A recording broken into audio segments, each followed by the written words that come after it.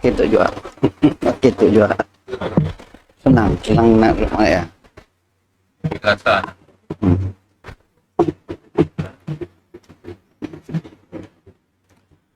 Bismillahirrahmanirrahim.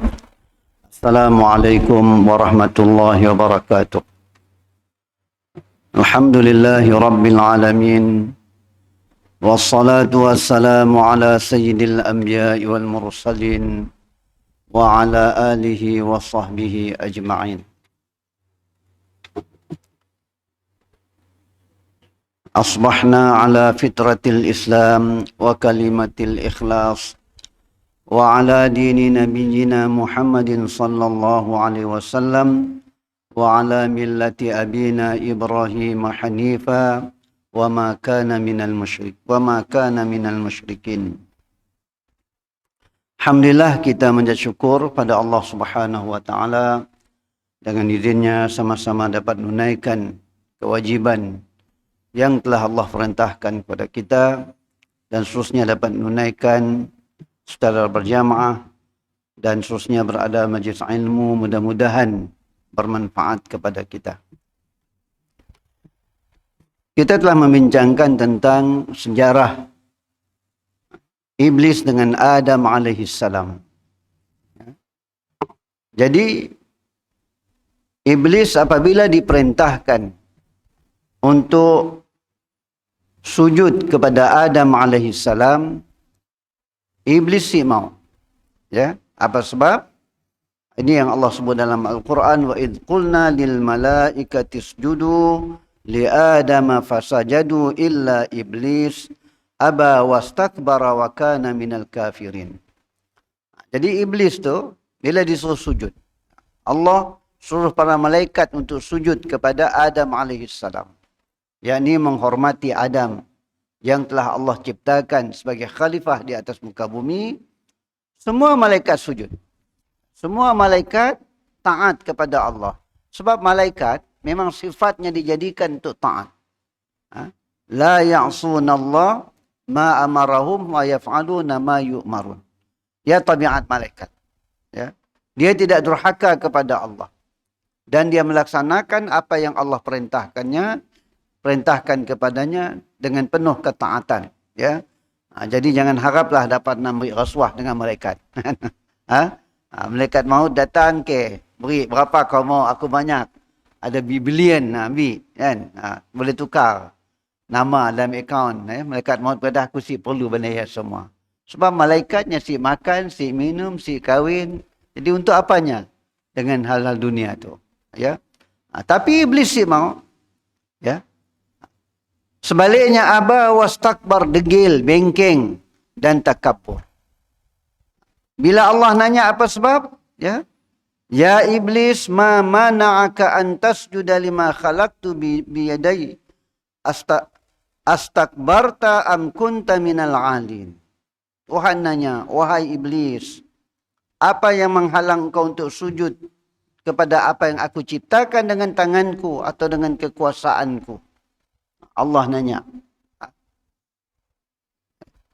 Allah nanya, iblis, apa hal kau semua sujud dengan Adam? Apa yang menghalang kau nak sujud dengan Adam? Ni nyuruh kau semua sujud dengan Adam. Allah nanya. Apa jawab iblis? Ana khairum minhu. Aku lebih baik daripadanya. Khalaqtani min nar, aku dicipta dari api, wa khalaqtahu min tin, dan kau ciptakannya daripada tanah. Ya iblis. Ya. Padahal iblis tu satunya dulu diciptakan daripada manusia. Bukan sehari 2 hari. Bukan setahun 2 tahun. Beribu tahun lebih dulu daripada manusia. Iblis tu. Ya. Jin tu jauh lebih dulu dicipta daripada manusia tu. Artinya iblis dia begitu kenal dengan Allah Subhanahu wa taala. Iblis dia begitu dekat dengan Allah. Dia asalnya adalah di kalangan bangsa jin yang taat beribadat kepada Allah. Dengan sebab ketaatannya, dengan sebab ibadahnya yang sangat hebat, sehingga diangkat kedudukannya oleh Allah sehingga diam dengan malaikat. Coba bayangkan. Ya. Bayangkan iblis tadi. Nya kenal Allah begitu mendalam. Dah melihat keindahan syurga, merasai nikmat syurga. Ya. Kenal dengan para malaikat, beribadat dengan para malaikat. Tapi akhirnya dengan sifat sombong, sifat angkuh, nyasi mau sujud kepada Adam alaihissalam. Akhirnya dikeluarkan. Jadi kita pergi ke bab seterusnya. Iblis diusir dari syurga disebabkan sifat takabur dan hasad dengki. Kalau kita lihat, iblis tu 4 sifat. Ya. Yang pertama, sifat degil. Bengkeng, ngikut kata hati diri pun. Ya. Orang ada perangai tu, sampai bila nya si cun dengan orang. Dan sampai bila nya susah nak menerima kebenaran.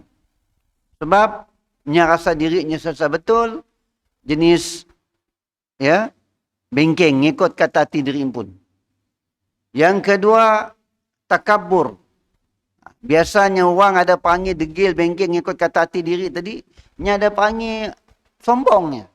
Nya merasa dirinya betul, merasa dirinya bagus.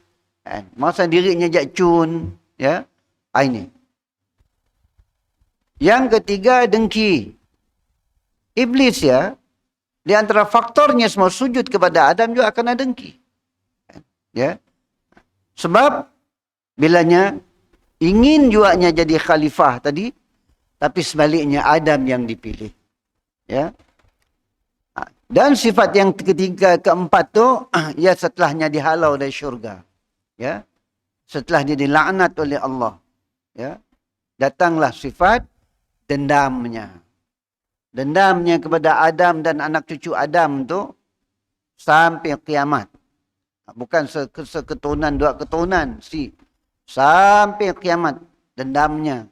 Ya. Jadi permusuhan. Sebab ialah permusuhan kita dengan iblis tu hingga kiamat. Sifat tak sombong, takabur dan hasad dengki adalah menjadi punca kedurhakaan dan kekufuran iblis terhadap perintah Allah Subhanahu wa ta'ala. Jadi, apa faktornya menjadi durhaka kepada Allah? Sifat takabur. Sombong. Ana khairum minhu, aku lebih baik daripadanya. Ya. Padahal dia tahu. Yang memerintahkan dia untuk sujud kepada Adam adalah Allah. Ya. Dan dia kenal Allah yang menjadikan langit, yang menjadikan bumi, yang menjadikan seluruhnya. Iblis tahu semua ya. Tapi apa menyebabnya menghalang? Ana khairum minhu. Aku lebih baik daripadanya. Kan? Ya. Kadang-kadang kita lihat dalam politik pun kadang-kadang sama juga. Parti kami lebih baik dari parti Sidak. Kan? Walaupun Agung dah nyuruh dan nubuh kerajaan perpaduan. Tapi still juga nak melawan, nak nebuk atap. Kan? Ya. Sebabnya merasakan dirinya lebih baik. Ya, dirinya lebih baik. Pun ada artinya ada panggil iblis juga lah kan. Padahal dia tahu siapa yang nyuruh menubuhkan. Tahu bukan si tahu. Kita tu yang si tahu kan. Ya. Tapi oleh kerana sifat takabur, sombong. Aku lebih baik daripadanya. Bila dah si dapat, dendam. Cari jalan. Buat fitnah-fitnah yang tidak berkesudahan. Buka keaiban-keaiban orang. Nah ini di antara ciri-ciri panggil iblis. Yang si aman kita didibah tu olehnya kan. Ya pun satu hal. Okey. Kemudian dengki tadi. Jadi dengan 2 sifat ini katanya, menjadikan iblis itu kufur terhadap perintah Allah. Padahal dia kenal Allah. Iblis laknatullah diusir keluar dari syurga kerana syurga bukanlah tempat bagi orang yang durhaka kepada Allah Subhanahu wa ta'ala. Dan syurga juga bukan tempat bagi orang yang berdosa. Terutama dosa-dosa disebabkan sifat takabur, hasad, dengki dan syirik. Jadi, okey bila iblis mau sujud kepada Adam. Adakah Allah nandah iblis di sini aja? Okeylah kau mau sujud saya dah hal. Ambak je kau urusan kau pun. Ya. Jadi iblis tu Bila ada kewujudan Adam, iblis menjadi makhluk yang pertama durhaka kepada Allah. Ya. Jadi bilanya semua sujud telah mendatangkan kemurkaan Allah Subhanahu wa taala. Jadinya Allah si madah, okey diam je kau si. Kerana syurga itu hanya tempat orang yang taat kepada Allah. Bukan tempat untuk orang yang durhaka kepada Allah Subhanahu wa taala. Bahkan di kelak, setelah kiamat kelak, kan, di kalangan orang-orang mukmin semuanya masuk syurga. Ya. Man qala la ilaha illallah dakhala al-jannah. Siapa yang mengucapkan la ilaha illallah masuk syurga. Tapi ada di kalangan orang mukmin yang asi, orang mukmin yang berdosa. Kan? Ada orang mukmin yang fasik, yang durhaka. Di dunianya beriman kepada Allah tapi nya durhaka. Kan? Orang mukmin tu tadi nya si boleh direct, yang durhaka tu tadi nya si boleh direct ke syurga. Kan? Dimasuk dalam neraka dulu untuk menghancurkan, menghanguskan dosa-dosanya. Kan? Lepas ya sudah bersih dosanya tempoh tertentu, barulah masuk syurga. Sehingga kalau kita baca hadis kan, ada orang yang paling akhir sekali masuk syurga. Kan? Jadi sebelum masuk syurga, dia suruh kena mandi dalam satu sungai. Membersihkan kesan-kesan angus ya tadi. Kan? Ya, jadi syurga adalah tempat orang yang bersih. Bukan tempat orang yang durhaka kepada Allah Subhanahu wa ta'ala. Iblis sanggup menderhakai Allah Subhanahu wa ta'ala selaku penciptanya. Kerana semata-mata dengki dan takabur yang membawa kecelakaan kepada dirinya. Iblislah menjadi makhluk pertama yang mendurhakai penciptanya dengan mengingkari perintah Allah dan kufur terhadap ajaran dan nikmat Allah. Sifat hasad, dengki dan takabur telah memalingkan iblis dari menjadi hamba yang taat kepada hamba yang durhaka sehingga membawa kepada kekufuran. Lalu ia diusir oleh Allah dari syurga ke bumi ini dan menjadi ahli neraka selama-lamanya. Jadi, kalau kita lihat di dunia itu dua manusia yang ada sifat takabur, sifat dengki, dua sifat itu akan membawanya kepada kehinaan. Ya, akan membawanya kepada kehinaan. Orang yang takabur, sombong, ya, kita otomatik kita meluat dengan orang macam itu. Ya. Orang yang suka hasad dengki dengan orang, ya, menjadikan orang sentiasa berhati-hati dengannya. Nak menjauhkan diri darinya. Sebab mau datang masalah. Punca kekumpulan iblis ialah disebabkan oleh sifat takabur dan hasad dengki terhadap orang yang dikurniakan oleh Allah dengan kelebihan nikmat yang mengatasi dirinya. Sehingga menyebabkan iblis sanggup untuk menderhakai Allah penciptanya. Bahkan sanggup pula menjadi kafir. Enggak kita? Manusia itu bila dia ada sifat takabur, sifat hasad dengki terhadap nikmat-nikmat yang Allah beri kepada orang lain, maka dia akan mendatangkan banyak lagi sifat-sifat keji dalam dirinya. Jadi kita tu dalam hidup kita di dunia tu, kita nak takabur untuk apa? Kita nak sombong untuk apa? Kan? Ya. Kita pun boleh demam, kita pun boleh sakit, kita pun banyak kekurangan. Kalau kita dikurniakan Allah suatu kelebihan, ya, kita harus ingat ada orang lain yang Allah kurniakan kelebihan yang kepada kita mungkin lebih banyak lagi. Ataupun ada kelebihan yang Allah beri kepada orang lain yang Allah si beri dengan kita. Maka dengan sebabnya kita jangan dengki dengan nikmat yang Allah berikan kepada orang lain. Dan tidak boleh takabur dengan apa yang kita miliki. Ya. Orang yang takabur tu biasanya merasa dirinya lebih dari orang lain. Ya. Ada manusia yang takabur disebabkan oleh kekuasaan. Ya. Kehebatannya dalam pentadbiran. Seperti Fir'aun. Ya. Ya. Fir'aun tu seorang pentadbir, seorang raja yang hebat. Ya. Keupayaannya untuk membangunkan Mesir, ya, sehingga kesan sejarah peninggalannya masih dapat kita lihat hari itu. Si hebatkah? Kan? Di zamannya ya Mesir menjadi makmur. ada tali air, ya, yang mengairi ladang-ladang sehingga negeri ya cukup makan.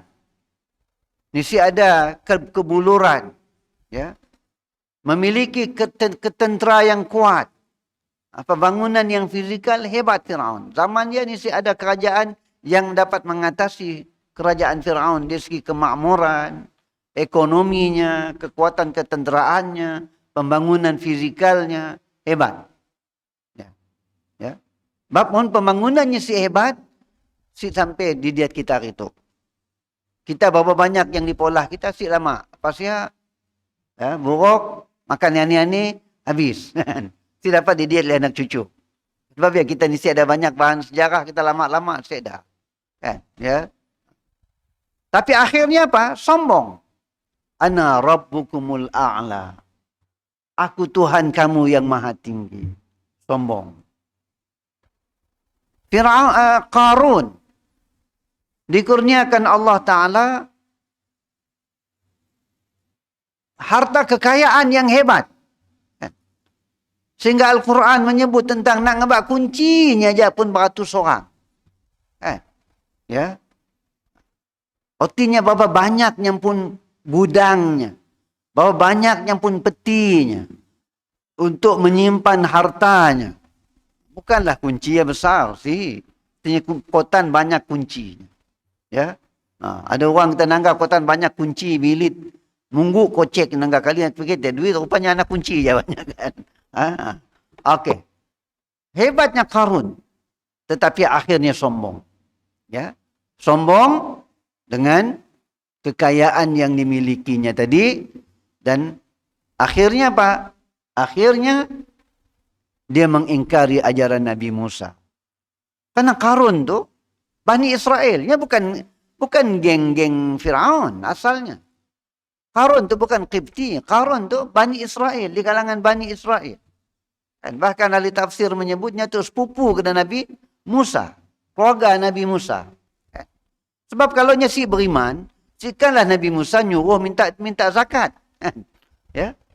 Oleh karenanya di kalangan Bani Israel, orang yang beriman mengikut Nabi Musa asalnya, dan kemudiannya memiliki kekayaan, Nabi Musa utus datang kepadanya minta zakat, tetapi si mau sombong. Aku lelah-lelah cari harta, nyaman je kau nak minta zakat. Akhirnya Allah binasakan Qarun. Sehingga hari itu kan bahasa kita pun ada harta karun.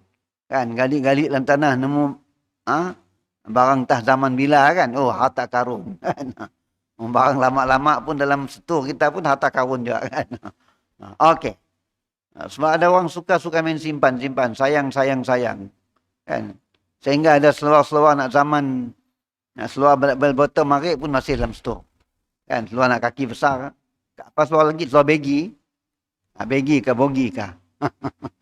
Kan. Sebab saya kadang-kadang luculah. Orang hantar barang di peyatim, pakaian terpakai. Nah, bila bapaknya dah meninggal, jadi bila anak-anak ngemas-emas tu, barang cik pakai tadi hantar ke peyatim. Bila dibuka dengan siapa ada sinus apa dekat lah. Kan. Automatik kalau berkasih, lalu keluar ingus terus. Barang dah berdebu. Bila dia keluar nak baju entah zaman ni oha mari. Keluar tak berbetem kan. Lalas apalah nak pakai, lalas pakai kain buruk je lah. Kain ngelap lantai kan. Jadi kadang-kadang janganlah kan. Ya. Mesti sesuai. Dahlah barang orang dewasa kan. Okey. Artinya, tahulah kita orang tu memang jenis sayang dengan barang, suka nyimpan. Ya. Sehingga dah mati dan anak-anak yang nemu dalam situ. Okey. Jadi kita apabila melihat nikmat yang Allah beri kepada orang lain, hendaklah kita merasa syukur dengan nikmat yang dia dapat. Kita lihat, ingat diri kita pun ada nikmat yang Allah beri. Ya. Ada nikmat yang Allah beri kepada kita yang Allah beri dengan orang ya. Ya. Kadang nikmat tu Allah agihkan untuk dapat tu, untuk dapat tu, untuk dapat tu. Jadi kita perlu dengki dengan nikmat yang biasanya kita dengki dengan orang lain kerana kita nak benda dia juga. Kan? Kita mau. Contohnya, Wak, cita-citanya pencen nak jadi pengulu. Kan? Nya pun hantar resumenya ke pejabat daerah. Kan? Hantar jadi pejabat daerah, sijil-sijil khusus semua ada. Kemudian tulis di surat kenapa saya layak jadi pengulu. Kan? Hantar surat, melobi, jumpa YB, malah madah dirinya layak jadi pengulu. Saya tu nak pencen, saya tu suka kerja khidmat masyarakat. Tiba-tiba Pak GPE dapat. Tentulah Wak rasa dengki. Aku minta aku bekerja keras, semua resume dah hantar, sijil-sijil. Tinggi fail dihantar. Tiba-tiba Pak GPE dapat sip tutup katanya. Biasanya orang dengki kepada orang lain kerana di antaranya ialah dia nak nikmat tersebut tapi nikmat tersebut si dapat kepadanya. Ayah biasanya mau datang dengki. Ya. Macam orang Yahudi. Mereka mengharapkan Nabi akhir zaman itu dari keturunan mereka, dari kalangan mereka. Dari keturunan Ishak. Tiba-tiba yang jadi Nabi terakhir, Nabi kita Muhammad SAW, daripada Bani Ismail. Keturunan Ismail. Jadi salah satu sebab kenapa orang Yahudi si mau ngikut, si mau beriman, padahal mereka kenal, mereka tahu kebenaran yang dibawa Nabi Muhammad SAW, tapi still si mau ngikut. Apa sebab? Salah satunya ialah dengki. Ya, dengki terhadap kerasulan Nabi Muhammad SAW dari kalangan bangsa Quraisy keturunan Ismail. Jadi dengan sebabnya kita jangan dengki dengan nikmat yang Allah beri kepada orang lain. Sifat yang keji itu masih terdapat dalam diri hamba-hamba Allah sama ada jin atau manusia. Begitu juga dengan sifat kufur, nifak dan jahat akan sentiasa berterusan hingga ke hari kiamat. Berhati-hatilah, wahai saudara pembaca katanya, dengan perkara yang demikian. Jadi kita tu, kata pengarang kitab tu, hati-hati jangan ada dalam diri kita sifat takabur. Ingat, ya, kita banyak kelemahan. Kita ada hari sakit, ada hari sihat, ada hari sakit. Kadang-kadang ada nikmat yang Allah kurniakan kepada kita, tapi nikmat yang dapat dipakai, dapat dilihat aja. Kita duit banyak, macam-macam makanan boleh dibeli. Tapi sampai satu peringkat, apa aja makanan yang boleh dimakan? Kan? Sampai satu peringkat, udang harga 1,000 sekilo pun mampu beli. Tapi didang free depan kita, sifat makan. Sebab bila makan, pasnya merangkak berjalan. Gaut. Contoh. Ya. Ada nikmat-nikmat yang ada tersedia di hadapan kita, tapi belum tentu jadi rezeki kita. Ya. Kadang banyak, tapi akhirnya siapa dipakai. Ya. Firman Allah Ta'ala, Qala fahbit minha fama yakunu laka an tatakabbara fiha fakhruj innaka minas saqirin. Okey, apa akibat kesombongan iblis tadi? Apa akibat kekufuran iblis atau kedurhakaan iblis terhadap Allah Subhanahu wa taala? Iblis dihalau dari syurga. Maksudnya maka turunlah kamu wahai iblis dari syurga. Allah halau. Dah keluar kau dari situ. Kau si layak lagi diam situ. Pergilah. Ya. Bukan disuruh keluar cara hormat. Tapi dikeluar dalam bentuk kehinaan. Dalam bentuk dihina. Maka keluarlah engkau dari syurga ini. Tadi, qala fahbit minha. Keluar kau dari situ. Ya. Sibuk kau berada situ lagi. Allah kata kau sudah layak diam di situ. Ya. Disebabkan oleh sifat takabur engkau. Allah madah tempat itu adalah tempat untuk orang yang merendah diri. Tempat ini adalah untuk orang yang bersifat tawadhu. Di sini adalah sifat untuk orang yang taat. Dan di situ tidak layak orang yang berada di situ orang yang sombong. Orang yang sombong tidak layak berada di sini dalam syurga, kata Allah. Maka Allah suruhnya keluar. Ya, macam kita lah madah. Kita dah si layak lagi diam di situ. Tu time kita kena keluar. Kan? Ya, kalau kanak-kanak diam di rumah kanak-kanak.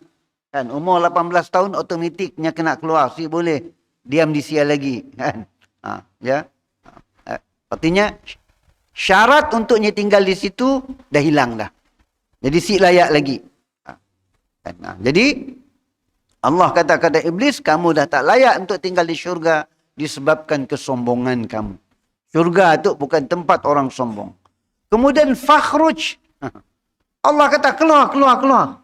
Dihalau. Innaka minas saghirin. Sesungguhnya engkau di kalangan makhluk yang hina.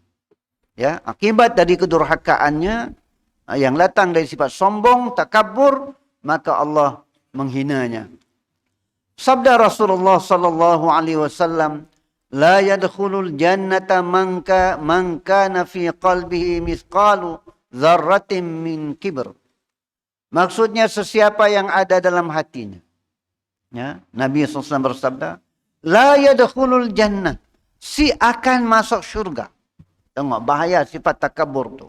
Barang siapa yang ada dalam hatinya misqalu zarrah, walau hanya sekecil zarrah. Ya, dulu orang terjemah biji sawi. Tapi biji sawi kita dapat dilihat oleh mata kita. Kerana yang paling halus diat orang tua kita mari. Tapi kena itu bila kita belajar sains, ada lagi yang lebih halus namanya zarrah. Dapat dilihat dengan teropong yang kanta yang lebih besar kan. Min kibir, orang yang di dalam dirinya ada sifat takabur. Bayangkan. Rasulullah kata, si akan masuk syurga orang yang ada dalam dirinya sifat takabur walau sebesar zarrah. Dalam hadis yang lain disebut, tidak akan mencium bau syurga orang yang ada di dalam hatinya sifat takabur. Siapa yang ada dalam hatinya sifat takabur, dia tidak akan dapat mencium bau syurga. Bukan nak kata masuk syurga. Ya. Bau kewangian, keharuman syurga pun nyasi dapat mencium. Artinya jauh dari syurga. Bila jauh dari syurga artinya jauh dari rahmat Allah Subhanahu wa taala. Allah Subhanahu wa taala bukan hanya mengusir iblis dari syurga, tetapi ia turut dilaknat dan direjam oleh Allah serta dijanjikan akan dipenuhi neraka jahanam dengan iblis, syaitan dan pengikut-pengikutnya. Qala fakhruj minha fa innaka rajim. Maksudnya, maka keluarlah kamu wahai iblis dari syurga itu, kerana sesungguhnya engkau adalah direjam dan sesungguhnya ke atas engkau ditimpa laknatku sampai hari kiamat. Ya, apa makna direjam tu? Makna direjam tu ialah diusir. Kan? Yang sentiasa diusir. Yang sentiasa dijauhkan dari rahmat Allah. Ya. Allah kata fa innaka rajim. Sesungguhnya engkau adalah orang yang terusir, yang direjam. Sebab yang kita baca a'udzubillahi minasyaitonirrajim. Aku berlindung kepada Allah, ya, dengan Allah dari syaitan yang direjam. Artinya syaitan yang sasa diusir. Diusir oleh Allah Subhanahu wa taala. Kemudian Allah mengatakan ke atas engkau laknat. Apa makna laknat? Dijauhkan dari rahmat Allah Subhanahu wa taala. Ya. Sebab itulah kita jangan, bahkan kita dilarang melaknat. Kalau dalam hadis binatang tunggangan kita. Ya. Binatang tunggangan kita laknatkan. Kerana pernah berlaku dalam hadis disebut tentang orang yang melaknat binatang tunggangannya. Seharusnya kita dah baca dalam kitab hadis, dalam kitab kita yang lepas. Kan? Seorang tadi bila untanya berolah sedikit, naik untanya bergerak-gerak, dilaknat. Dan Nabi melarang naik unta ya, dilepas bebas. Kan? Nabi kata turunkan barangnya dan jangan suruhnya naik unta lagi. Ya, jangan kita laknat. Takut kita kelak kereta kita kelak bermasalah, semua dilaknat kita. Laknat kereta tu, siapa tak naik lagi kereta ya? Kan? Tinggal pergi raya, jangan nama hal. Ya. Okey. Kemudian hadis ayat Quran khususnya kita habiskan sikit, baca lagi. Qala khruj minha maz'uman madhura laman tabi'aka minhum la'amla'anna jahannama minkum ajma'in. Maksudnya, keluarlah engkau dari syurga ini sebagai orang terhina dan terbuang. Sesungguhnya sesiapa di antara mereka yang mengikuti kamu, tentulah akan aku penuhi neraka jahanam dengan kamu dan pengikut-pengikutmu semuanya. Allah Ta'ala padah dengan iblis. Qala khruj, keluarlah, ya, sebagai orang yang terhina dan terbuang. Keluar kau dari syurga tu. Kau dah tak dipakai lagi sebagai orang yang tak berguna lagi. Dalam keadaan hina. Bahkan Allah mengingatkan, ya, siapa yang mengikuti iblis, ya, menjadi pengikut iblis, maka dia turut serta akan ditempatkan oleh Allah bersama iblis dalam neraka jahanam. Firman Allah Ta'ala lagi, qala dhhab faman tabi'aka minhum fa inna jahannama jazaa'ukum jazaa'an maghfura. Maksudnya, pergilah engkau wahai iblis. Sesiapa di antara mereka yang mengikuti engkau sudah tentu neraka jahanam menjadi balasan untuk mereka, suatu balasan yang cukup sesuai untuk kamu sebagai penderhaka. Jadi Allah mengingatkan, ketika mana Allah mengeluarkan iblis dari syurga dan Allah menjanjikan neraka untuk iblis, Allah juga mengingatkan anak-anak Adam, ya, kalau ada anak-anak Adam yang mengikuti iblis, maka dia juga akan ditempatkan dalam neraka jahanam bersama iblis. Sebab ialah kita sentiasa kita telah disuruh oleh Allah Ta'ala supaya sentiasa mohon perlindungan kepada Allah daripada tipu daya iblis dan syaitan. Ya, jalan untuk begitu. Mudah-mudahan bermanfaat kepada kita. Wassallallahu ala Muhammad wa ala alihi wa sahbihi ajma'in. Assalamualaikum warahmatullahi wabarakatuh.